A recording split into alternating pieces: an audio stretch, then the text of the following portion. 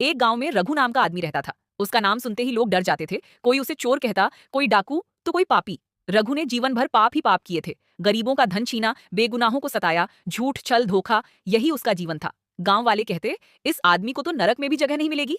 लेकिन एक राज ऐसा था जो कोई नहीं जानता था। गांव के बाहर एक टूटा फूटा पुराना शिव मंदिर था। वहां एक जर्जर शिवलिंग पड़ा था जिसके पास कोई नहीं जाता था। पर हर रात रघु चोरी पर जाने से पहले वहीं जाता, जल चढ़ाता और कहता, भोलेनाथ, मैं पापी हूँ, बहुत बड़ा पापी, लेकिन आपका हूँ, मुझे छोड़ना मत। फिर चोरी करने निकल जाता। सालों तक यही चलता रहा। एक दिन रास्ते में उसे एक भूखा साधु मिला। साधु ने कहा, बेटा, 2 दिन से भूखा हूँ, कुछ दे दे।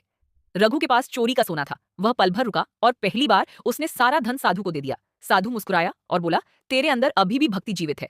रघु समझ नहीं पाया और चला गया। उस दिन से उसके मन में पश्चाताप बढ़ने लगा। हर रात शिवलिंग के सामने रोता, प्रभु, क्या मेरे जैसे पापी को भी क्षमा मिलेगी?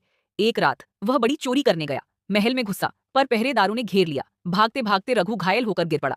आखिरी सांसों में उसके होठों पर सिर्फ एक नाम था, हर हर महादेव, और प्राण निकल गए। मृत्यु के बाद यमदूत उसे बांधकर ले जाने लगे। वे बोले, इस पापी को नरक ले चलो। तभी आकाश में बिजली चमकी, डमरू बजा और शिवगण प्रकट हुए। यमदूत गरजे, यह महापापी है। शिवगण बोले, पर यह महादेव का भक्त भी है। तभी स्वयं भगवान शिव प्रकट हुए।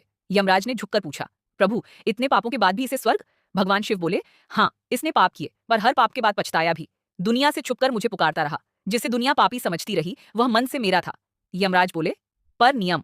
शिव मुस्कुराए, नियम न्याय देता है, भक्ति कृपा दिलाती है। फिर शिव बोले, एक सच्चा पश्चाताप 1000 पाप जला सकता है, और जो मेरा नाम लेकर प्राण छोड़े, उसे मैं कभी नरक नहीं जाने देता। इतना सुनते ही रघु के बंधन टूट गए।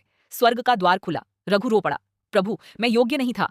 शिव बोले, भक्ति योग्यता नहीं देखती, समर्पण देखती है। और महापापी रघु शिव कृपा से स्वर्ग चला गया।